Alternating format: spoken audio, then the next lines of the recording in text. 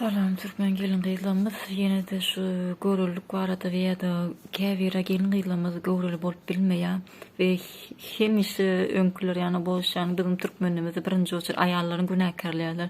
Ay seni çağa bolanok, sen tohumsuz biz bulady ya ýene bir zat diýipler. Ýöne berdi diňe aýallarda günä ýok. Erkeklerde de tohumsuz bolup bilýär. Şoň üçin erkeklerim öz tohumunu gidip barlatmaly, spermasyny, spermatozoidyny ýani tohumunu barlatmaly. Bu bağlatmak için yankı ene mehri balinsasında ya da ondan başka da niyem balinsa var. Birinci diagnostika mıdır, niyem midir, şu balinsada da bağlatıyorlar. Yani bağlatacak olsan spermagramma bağlatacak olan diyseniz balinsa var, spermagramma bağlatacak olan diyseniz size yol orkadırlar. Haysi balinsa varsanız da.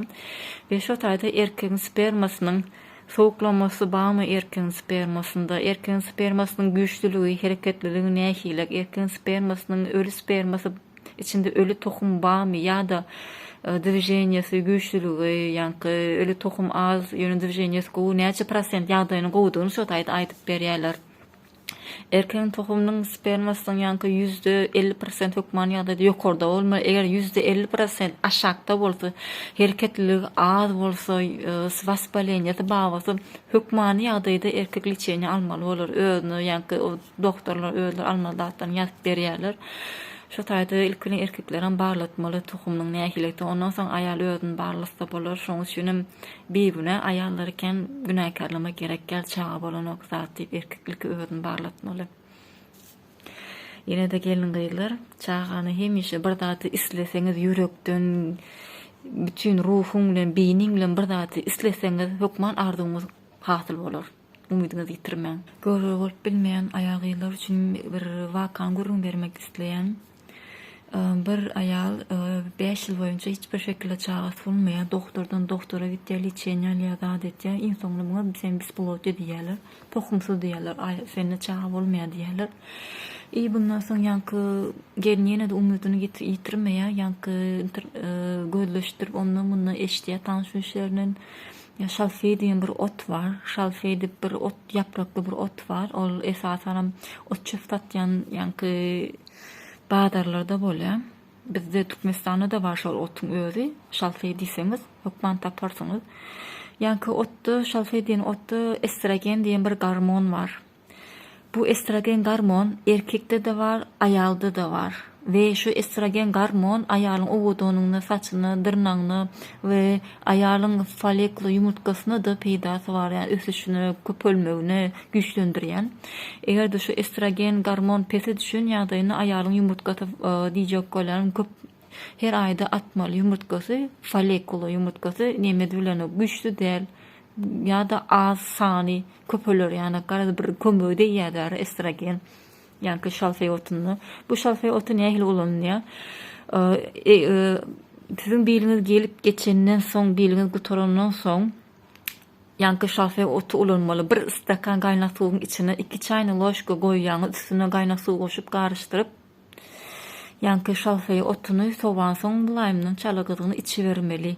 Ve bu şalfey otu 15 gün, her ay 15 gün içeňizde 5-6 ay içmen dowam etdiňiz ve siz hukman görül galarsyňyz diýip %50% umyt etdiňiz. Sizin umytyňyzy hiç saçyn ýitirmäň. Salam Türkmen gelin gyýlary, ýene de şu jenski gyýlaryň vaspaleniýasy bardyny gurrun açasym mele. Bu vaspaleniýa aýallarda da we erkeklerde de bolýar. Ýa-da o kroniski erwet isli vaspaleniýalar bolýar. O vaspaleniýa erkekde de var, aýalla. Aýaldan erkeğe geçibilýär, erkekden aýala geçibilýär şu vaspaleniýa. Şu aýallar şu vaspaleniýasyndan azaltmak ve şu vaspaleniýany diýmek üçin soğunyň bir peýdaly bir tamponu var. Bunu esasen orsorda da bulanýarlar. Hoýdun ullugynda bir soğun alýaňyz, ýani çorkadan geçirýäňiz, iri göz, maýda göz geçirmek üçin hiç tapady ýok. We şular ýanca geçecek gör käşir alýaňyz, ondan çorkadan geçirýäňiz, garşdyrýaňyz, ýöne soğuňyz köp bolmasyn.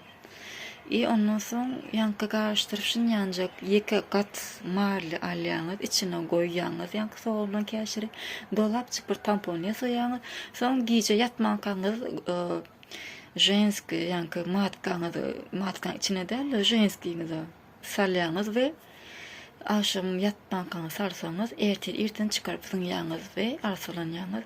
Ýa-ni soğunda tampon sizin vlagaşyňyzyň içindäki waspalenia, senadak waspaleniýany marly özüne çekip yapıştırýar, şo kapany özüne çekip alýar we buny bir aýda 15 gün gaýtalan.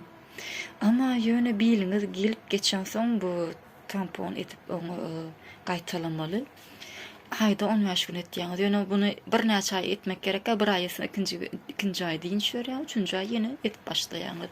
Hökmany ýagdaýda waspaleniýaňyz adalar we o erwet isler sizden aýrylar. Nime var?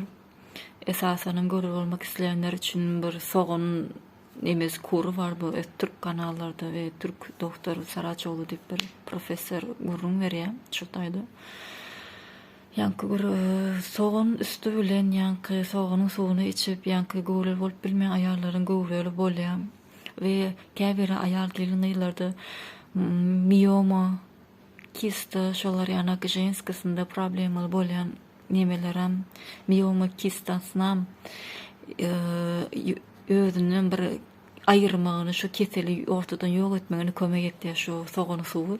Bu soğunun suwunda FSH diýen bir hormon var.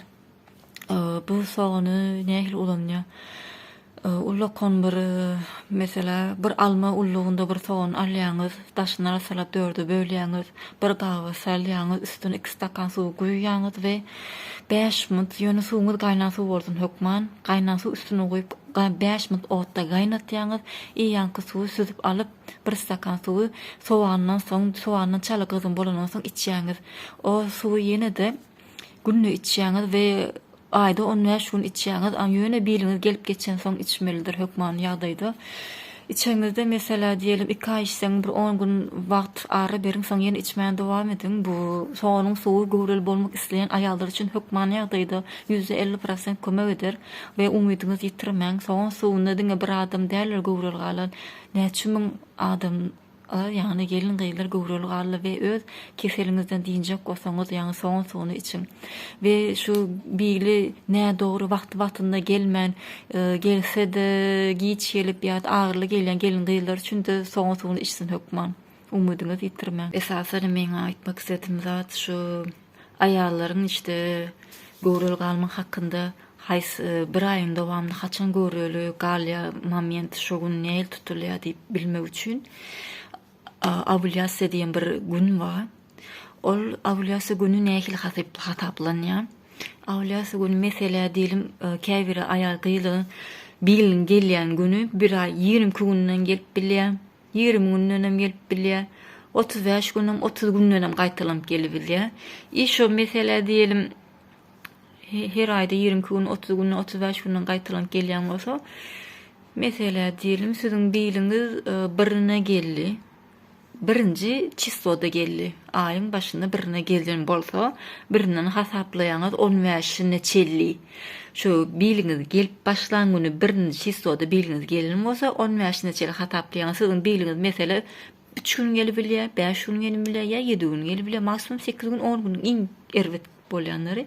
Ýöne şu 15 gün hasaplayan, şu taýda biliň gelen günden başdan hasaplayan, birine mesela birine gelen bolsa 15 neçeli hasaplayan, 15-nji 14-nji günni sizde ovulasiýa bolýan wagty bolýar. Ýagny folikuladan yumurtka çykýar. Folikuladan yumurtka çykýar we turwodan aýlanyp turwoda wagty siz spermatozoid bilen birleşip matka düşýär, matka düşende matka yapışýar. Şonda gowruluk amala aşýar. Ýagny spermatozoid aýalyň matkasynda içine girende turwoda da bolup bilýär, matkasynyň içinde bolup bilýär. 2 gün ýaşap bilýär ýa-da 5 gün ýaşap bilýär. Erkek tohumyň spermatozoidi aýalyň yumurtkasy bolsa 1 gün ýa-da 2 gün ýaşaýar. Türkmen gelinler şu aýaly ovulasiýa wagty nähili kaçan bolýar. Beliniň gelip başlan güni birinji günden hasaplaýaňyz. Beli mesele 20-syna gelen bolsa, şulaýam 30-ny götürýän bolsa, indi kaýyň 6-syna 10 gün bolýar. Onun ýerine de 15-nji gün dolýar, biline gelip başlanyjy uşa 15-nji gün dolanyna siziň biliniz uşa damda kesilip gitip tordy. Zat diýen awlyasy günüňiz başlady. Awlyasy günü 14-nji ýa 15-nji günü biline gelip başlandan soň 14-nji 15-nji gün dolan soň awlyasy günü başlanýar. Awlyasy günü nähilek näme? Şu aýalyň matkasy, bu da ýumurtka folikula bolýar, bu da aýalyň turwasy bolýar. Şu folikula aýalyň awlyasy günü 14, 15, 16-njy günde ýarylyp bir kiçijek bir ýumurtkaçyk uğratýan, ukatýança kiçijek we şo wagtda erkegiň spermatozoidy bärden giren wagtlary 2-3 gün öň giri bilýär aýalyň matkasyna. Şu taýda birleşip aşağı düşüşe yankı yumurtka düşüp ve aýalyň matkasynyň içinde yerleşýär, yapyşyk galýar. Ondan soň yankı yumurtka ösmegine dowam etýär. Birleşenden soň awlyasy şolar ýanyp bolýar. Käbir aýallaryň awlyasy 14-nji 15-nji gün bolanokda 16-njy 17-nji 18 gününde de gowrely galmak üçin awlyasy bolup bilýär. Umydymyz ýitirmän gelin gyýlar gowrely galmak üçin.